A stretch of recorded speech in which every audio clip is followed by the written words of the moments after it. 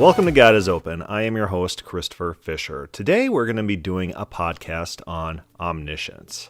That's probably a good subject for an open theist podcast, right? Omniscience? Might be a little bit important to do a podcast on. Omniscience. All knowledge. When you, the listener, clicked on the link that said that this podcast is on omniscience, it's in the title, right? What did you know that you're going to be hearing a podcast about? You knew that you're going to be listening to a podcast on omniscience. You knew the future. It turns out that this is a pretty common experience, that people know the future. I know I'm going to go to work tomorrow. I know that it's going to be a very busy day tomorrow as I deal with all sorts of problems, that I'm putting out fires and stuff like that in a figurative sense. Like today, I knew what I was going to have for dinner. I knew that my kids would be excited to see me. I know all sorts of things. In fact, it'd be impossible for human beings to structure their life if they did not have overwhelming knowledge of future events, that reality conformed to our expectations of the future. This is so true, in fact, that it's a very rare day in which reality doesn't conform to what we know is going to happen. So what is knowledge? Can we have knowledge of events that have not yet happened? Can we have knowledge of things that may turn out to be true or false depending on actions of people? Yeah, we can. That's our normal use of the word knowledge. When I say that I know I'm going to be at whatever city on this day, so I need to take these days off of volunteering at church, I have knowledge of the future. When I say I know I'm going to be out of town, no one says, "Oh, hold your horses. You don't know that. You don't know that. There's no way you can know that. The future something crazy could happen and you just might be in town. And you don't know that you will be gone. The future's not knowable." How would we respond to that if we had someone react in that way when we say we know something about the future? We treat them like they are psychopaths, like they're crazy. But here's the thing. In theology, we allow people to get away with this type of logic all the time. God does not have knowledge unless that knowledge is 100% and it's mapped to an event that absolutely has to happen no matter what. That's not knowledge. That's not our normal definition of knowledge. Usually people consider knowledge justified true beliefs, and the true beliefs about the future are justified after the fact. If I say I know I'm going to be out of town, whatever days, maybe I say I know I'm going to be in Colorado this week for vacation, and then it comes true, people say, yeah, absolutely, he knew that he was going to be in Colorado for vacation. There wouldn't be any qualms about it. But an entirely different standard is applied to theology. So in theology, when people approach theology, they usually do it through a Neoplatonic lens. And this lens states that God has to have all knowledge. His knowledge has to represent all facts that currently exist. And those facts have to be based in actual objects. This type of knowledge has its origin in Plato's theory of the forms, that there's this intellectual world in which the perfect representation of all things exists in its perfect form, and that's the realm that God has access to. Those are the objects that transcend space and time that God knows. It's unchanging and it is perfect. So my first point about omniscience, about all knowledge is usually redefined. It's taken out of its normal usage and then given a philosophical definition that's not accessible to normal use of the word knowledge. And then it's applied to these other definitions such as omniscience and the like. So when the Bible talks about knowledge, what kind of knowledge is it talking about? It's automatically assumed by these theologians that it's this specific Platonistic definition of knowledge, that God knows all things. It's this perfect, unchanging knowledge based in objects. Now, if normal human beings use the word knowledge in a different sense, why are we applying a special definition onto the Bible? Where's our basis for that? Where's our justification? Is it in the text? Or are we importing theological ideas that are not probable in the culture that's using this word? So we have a redefinition of knowledge. We also find a redefinition of omniscience. In the ancient world, remember our podcast on the all-knowing God, all sorts of deities were said to have omniscience. They knew all things. And what does that mean? Does that mean they knew all past perfectly, all future perfectly, like Zeus was said to know all things? The eye of Zeus, which sees all and understands all, beholds all things also, if he will, and fails not to note what manner of justice this also which the city contains within it. Interesting, interesting. Be Zeus, my witness, who sees all things always. All right. Nothing escapes the knowledge of the deity. Got it. He that has knowledge of what each one does or will do or has done in the days gone by, be it God or man that does it, I am he. Air. If it likes you better, call me Zeus. So reading these passages from this variety of Greek writers concerning the nature and character of Zeus, one would say that Zeus has omniscience. That's pretty clear from the texts. Zeus is the all-seeing God who sees and knows everything. But then what is the nature of this omniscience? How does Zeus know all things? And if we read very carefully in these texts, it tells us how Zeus knows these things. He is identified with the air. He is everywhere, so sees all things, and therefore knows all things. But in Greek mythos, Zeus is not everlasting. He's not eternal. He was born from Kronos, and then he defeated Kronos. So he acquired his omniscience at some point of time. It wasn't eternal omniscience since eternity, outside of time, changeless omniscience. It is something that he acquired in the course of becoming the greatest god in the pantheon. It's an acquired omniscience. And on top of that, the omniscience is mechanical. How does Zeus know? Because he sees. How does Zeus know the future? Because he sees the present. He's able to see all things going on. He's associated with the air. The knowledge that Zeus gains in the Greek mythology is acquired knowledge. It's acquired mechanically. Zeus knows because he sees. Mechanical. You know something because you see it. All right, so all these common phrases that are attributed to Zeus about his having all knowledge, we find very similar statements about Yahweh in the Bible. Yet theologians from all centuries come to those texts about Yahweh with the same language, and they bring all sorts of weird presumptions that are not brought to similar texts in other religions, such as in the Greek mythos. 1 John 3:20, for if our heart condemns us, God is greater than our heart and knows all things. So it's texts like this that modern day evangelical scholarship, they bring their assumptions onto this text. And let's read Wayne Grudem from his systematic theology. He says this: knowledge, omniscience. God's knowledge may be defined as follows. God fully knows himself and all things actual and possible in one simple and eternal act. Elihu, who says that God is the one who is perfect in knowledge, and John says that God knows everything. The quality of knowing everything is called omniscience. Because God knows everything, he is said to be omniscient, that is, all-knowing. The definition given above explains omniscience in more detail. It says first that God fully knows himself. This is an amazing fact since God's own being is infinite or unlimited. Of course, only he who is infinite can fully know himself in every detail. This fact is implied by Paul when he says, for the Spirit searches everything, even the depths of God. For what person knows a man's thoughts except for the spirit of the man which is in him? And so also none comprehends the thoughts of God except the Spirit of God. He goes on to say, the definition also says that God knows all things actual. This means all things that exist and all things that happen. This applies to creation, for God is the one before whom no creature is hidden, but all are open and laid bare to the eyes of him with whom we have to do. And he'll list a bunch of verses. God also knows the future, for he is one who can say, I am God. There is none like me, declaring the end from the beginning, in ancient times things not yet done. He knows the tiny details of every one of our lives. See what he's doing here? All sorts of absurd assumptions. If someone was talking about Zeus's knowledge from all the proof texts I read, and they were listing off all this stuff, you'd say, dude, you are a nut job. Everything you're bringing to the text is all just nonsense. Everything you said was nonsense. But let's read on. Our definition of God's knowledge speaks of God knowing everything in one simple act. Pay attention to this part. I'll say it again. Our definition of God's knowledge speaks of God knowing everything in one simple act. Here again the word simple is used in the sense not divided into parts. This means that God is always fully aware of everything.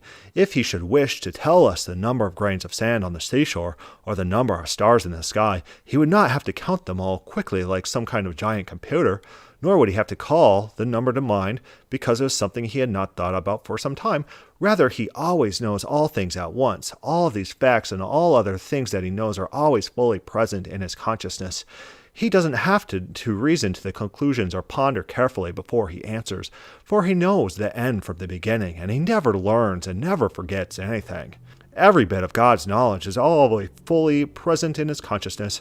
It never grows, dims, or fades into his non-conscious memory. Finally, the definition talks about God's knowledge as not only a simple act, but also an eternal act.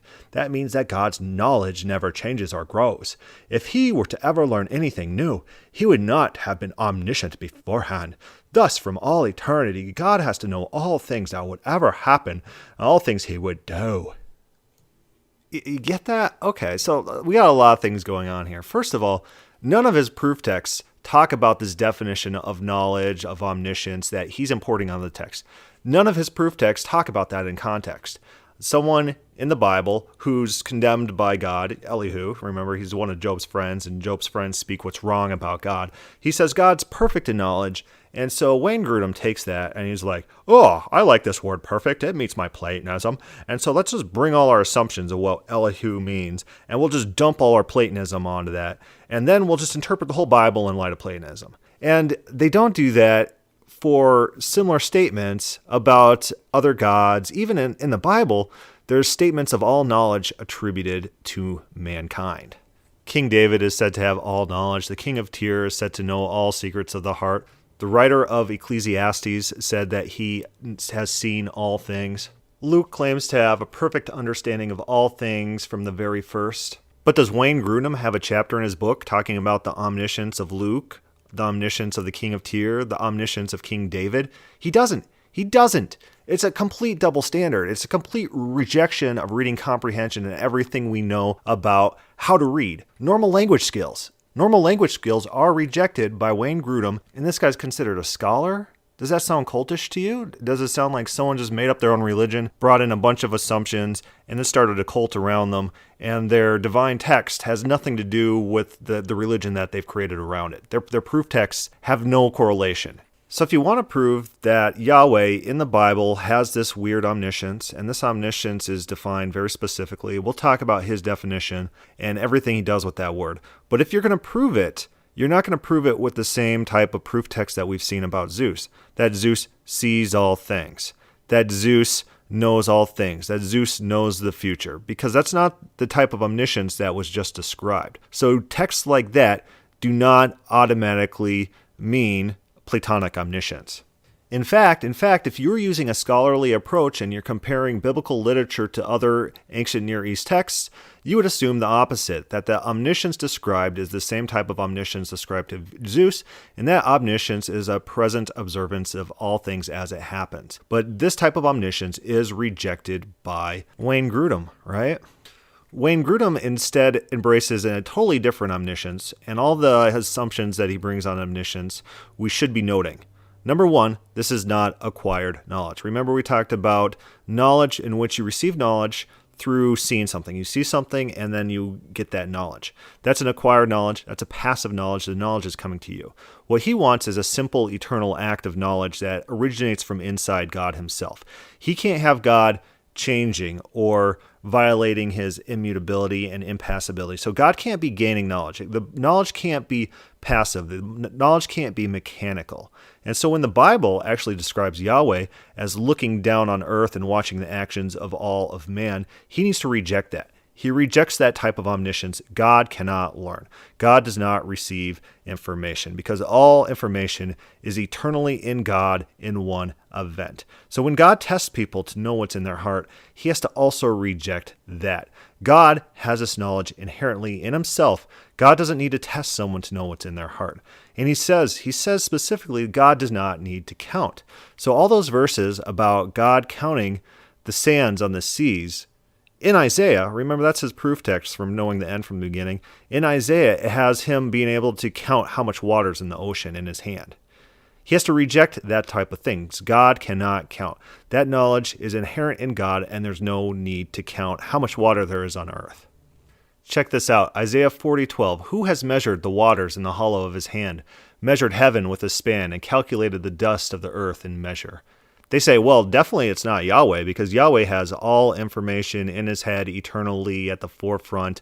Nothing can be pushed back to the recesses of his mind, and all information is wholly in front of God's face all at the same time. So when the Bible says that God remembers something, God recalls something, when he says that he's going to repress his anger and repress some things in exchange for other things, they have to reject all that language about God and how God's knowledge operates because of Platonic assumptions they bring on knowledge, on omniscience, and they force on God against the biblical text. Remember, none of their proof texts have any context for this. So this omniscience, it can't be a passive omniscience. It has to be a fully active omniscience. It can't be mechanical. God can't see stuff to know stuff in Platonic omniscience. And everything is eternally foreknown at the front of God's mind forever. There's no recalling. There's no remembering. There's no forgetting.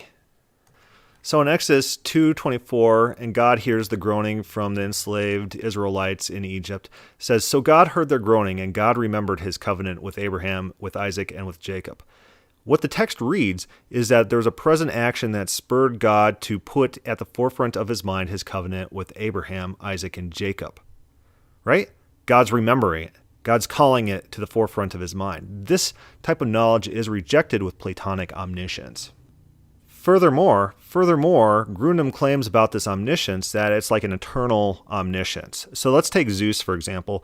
Zeus was born of Kronos. He didn't always know all things since all eternity. He wasn't timeless, anything stupid like that. And then he acquired this attribute of all knowledge. And let's build a scenario. This is a possibility. It's not something I believe, but let's just build it for the sake of argument. Let's say in Genesis 18, God says, I don't know what's going on in Sodom and Gomorrah. I'm sending people to go check it out. It turns out Sodom and Gomorrah are very, very wicked, and God says to himself, all right, maybe I should have more active surveillance over the earth, and now I'm going to establish my omniscience on the earth. Right? An acquired omniscience. Does that fit the text? It does fit the text. And does any future text refute that? When God says that he declares the end from the beginning, when it says that God knows all things, does that disclude the scenario that I just laid out, that God acquired omniscience at some point? Or even the scenario where God can choose whether to know all things or not? No, none of these proof texts are about God's eternal, immutable nature that he can't get rid of. In fact, in the incarnation of Jesus Christ, right? He withdraws this knowledge attribute and says that no one knows the end of times except for God the Father, not even his Son, Jesus. Right? That's what it says. So it's an attribute that he could disown from himself. But that's precluded by Grudem. Grudem assumes that can never be the case. Why? Because of his Platonism he brings onto these vague proof texts. So real quickly again, number one, Wayne Grudem assumes that this Platonic omniscience is not passive. It's an act of omniscience, that this is eternal and immutable in God in one simple act, rather than acquired omniscience. He assumes that God can't divest himself of this omniscience, which, where is that supported? Anywhere in the Bible. And he assumes that this is objective-based knowledge, not the knowledge that you and I have about the future. The knowledge that we have about the future is unacceptable to him, even though that's our normal use of the word to know. People know things in the future. And one more point real quick before we turn to the Bible and look at what type of omniscience that God does have. Wayne Grudem excludes an entire class of knowledge to God, experiential knowledge. God can't experience something and know something in the way that we know. I know exactly what it's like to eat too much Oreos to the extent that I just want to pass out on the couch in a dazed food stupor. Child molesters know what it's like to be child molesters and lust after little children. And does God know exactly what that feels like in that sense? Does God have that experiential knowledge?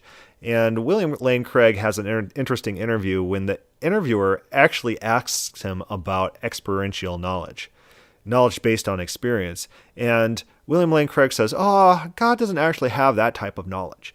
So not only does God have to have this super specific, objective-based, Platonistic knowledge, but an entire class of knowledge is denied to God. And so when it says God knows all things, they have to build in their assumptions and their own limitations based on their assumptions of what type of Platonic knowledge God has to have.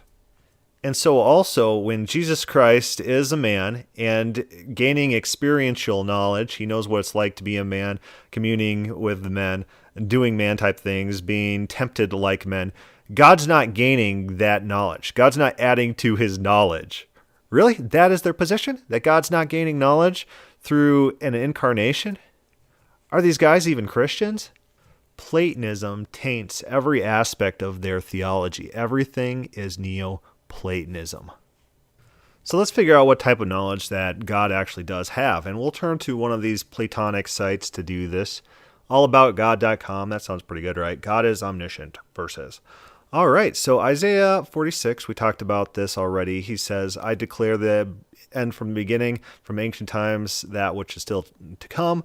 I say, my purpose will stand, and I will do all that I please. Okay, so this knowledge seems to be like my knowledge that I'm going to go to work tomorrow. I know I'm going to go to work tomorrow because I'm going to make it happen. Yeah, that seems like the pretty common definition of knowledge. It doesn't have to be Platonistic knowledge. The text doesn't support that. In fact, the text doesn't say, I declare that from the beginning because I have all knowledge eternally in myself from all timelessness, and none of that nonsense. It's not Platonism being described here. It's God knows because he will do. Sounds to me like mechanical knowledge. It doesn't sound like inherent knowledge at all. Before a word is on my tongue, you know it completely, O Lord. Psalms 139:4. So this is a personal knowledge. God knows David to such an extent that he could figure out what David is going to do before he does it. The other day, I was teasing my baby. I got this 1-year-old who's very super protective of my wife. And so what I'll do is I'll put my hand on my wife while the baby's cuddling with my wife. And the baby will just, she'll get all mad and she'll just try to rip my hand off my wife. And it's really funny. It's so funny to tease this baby. And so I'll just keep putting my hand on my wife and knowing, because I know my baby, because I know her personality, I know what she'll do. And it's going to be funny. She's going to freak out like, oh, I'm going to rip your hand off your own wife and I'm super protective of mommy. I know her. It's a relational knowledge. All right, so far we have a mechanical knowledge, God knows because he's going to do. We have a personal knowledge, God knows because he is familiar with how people act. The next quote is from Job 21:22, and contextually it's very interesting because Job's friends are the Calvinists. They think that everything happens for a reason, and he says, no, it doesn't. It doesn't all happen for a reason. You think you're going to teach God how to govern the universe? Things happen by happenstance. God's not involved in these things. Basically, he's saying, you guys can't teach God how to govern the world. And so, this is not God has all knowledge of all things perfectly from the beginning of time. That's not that proof text. That's not what's going on here. And to take it that way is to ignore what we know about contextual reading of verses. Might as well say King David knows all things, rather than contextualize the statement. Next proof text is, he determines the number of stars and calls them each by name. Great is our Lord and mighty in power. His understanding has no limits. Yeah.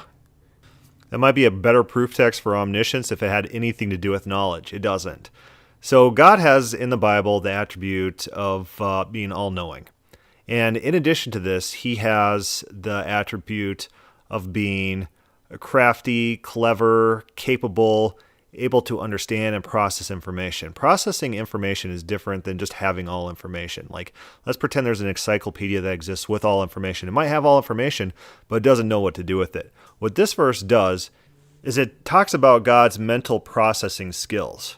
Ancient Israel wasn't like modern Christians who try to conflate these attributes because they're thinking in Platonic categories. They weren't. God has all knowledge, and he has the cleverness, the craftiness, the understanding, the mental capability in order to process this information and make it useful and to do things. And this is funny. 1 Chronicles 28, and you, my son Solomon, acknowledge the God of your father and serve him with wholehearted devotion and a willing mind. For the Lord searches every heart and understands every desire and every thought. If you seek him, he will be found by you, but if you forsake him, he will reject you forever. So what is this saying? It's saying God acquires information by testing people. He knows the heart because he tests the heart. This is an acquired information. Absolutely contradicts everything that Wayne Grudem believes about God's knowledge. Here's another omniscience proof text from the same site. From heaven, the Lord looks down and sees all mankind. From his dwelling place, he watches all who live on earth. He who forms the hearts of all, who considers everything they do. Again, this is passive knowledge. This is knowledge that God gains from testing hearts. See, he says that he considers everything they do. He forms their hearts. He looks down and sees all mankind. This is a real-time gathering of information. This is not timeless immutability in which knowledge is a single act, always at the forefront of God's mind. Wayne Grudem, what religion are you? It doesn't sound like you believe in Yahweh of the Bible. It doesn't. You're not describing the omniscience that's found in the Bible. Instead, in the Bible, God's omniscience is relational. It's based in God's power. God can act and bring about what he wants to do. God's knowledge comes through watching men, testing their hearts to find out what they're going to do. Let's go on. Indeed, the very hairs of your head are numbered. Okay, God can count again. All right. Nothing in creation is hidden from God's sight. Oh, really? Because that sounds like passive omniscience, in which God gains information from seeing. Oh, the depths of riches of wisdom and knowledge of God, how unsearchable his judgments and his paths beyond tracing out. Okay, that doesn't prove anything about this omniscience that Grudem wants to force on the text. So basically, every single proof text that exists in the Bible for omniscience is describing a passive omniscience in which God watches the earth and gains the information. In fact, we have council scenes, such as in Job, the first chapter, in which angels report information to God. Proverbs 15:3, the eyes of the Lord are in every place, keeping watch on the evil and good. And eyes, you have like the eyes of the king, which is like a spy network for the king. The eyes later in the Bible are described as angels. There's 7 eyes that run to and fro upon the earth, and we see Satan do the same thing within Job. It says, where have you been? I've been going to and fro on earth. Noah found favor in the eyes of the Lord. I think these are angels. I think when the Bible uses this phrase, not always, but often it's referring to angels, God's messengers, God's spy network. But even if it's not, even if it's about God omnisciently watching everyone, Proverbs 15:3, the eyes of the Lord are in every place, keeping watch on the evil and the good. This is a present knowledge, a knowledge which God acquires. And in the most offensive way to Calvinism, if this is a spy network, the idea is that God doesn't have to be everywhere to know everything. He has messengers that watch everything happen and then report that knowledge to him. So while God knows everything, it's not everything like God knows what's happening to a remote island that's desolate with no life, and then the rock falls and moves because of the wind, and God's tracking the movement of that rock. That's not what these passages are talking about. The passages are talking specifically about man's actions. That God is watching man's actions, and people can't escape God's judgment. They can't say, oh, God doesn't see what I'm doing. Remember in Ezekiel, there's those elders who try to hide from God. And so they do things in secret, because in Israel, their normative thoughts about God were that God could not see them if they were in the dark. That's why King David says in Psalms 139 that God could see him even in the dark, right? He's countering this very widespread belief in Israel that God can't see in the dark. God can't see through a roof. God sits in the heaven, looks down, and his vision is blocked by the clouds. King David doesn't believe it. Job doesn't believe it. Job counters this idea as well. The idea stressed by the biblical authors is not this omniscience that's eternal within God himself, but God can see everything everyone does, and there's no hiding from God's sight. They don't defend God's omniscience through the Calvinistic means, how a Calvinist would argue, oh, of course God knows what you're going to do because he has all knowledge, and if he didn't have all knowledge, he wouldn't be God because he would be changing by acquiring information. They don't argue like Calvinists. When people say, God doesn't know what I'm doing, they say, absolutely he does, because God watches what you're doing. That's what God does. He sees you doing your evil. So don't expect to escape judgment. You are seen, you are known, and God will be the ultimate judge of your actions.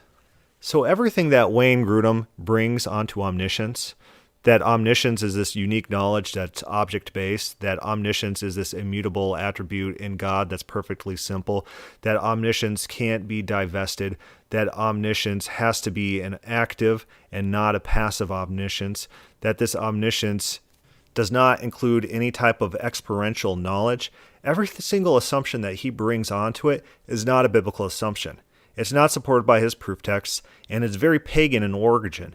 It's against the Bible. The Bible specifically counters all these ideas. Explicitly, the Bible explicitly states how God gains his information. God knows because he does. God knows because he tests. God knows because he sees. God's knowledge comes to God in this passive sense where it's not this active omniscience. God's not timeless. God doesn't have this pure actuality inside himself of knowledge that doesn't change and is based on objects. Nothing like that. God has same type of knowledge we have about the future. He knows because he's going to do. He knows because he knows people's characters. He knows because he knows how people are going to respond in certain circumstances. And sometimes those expectations are thwarted. He says, "Oh, Israel, I thought you would return to me, and you did not."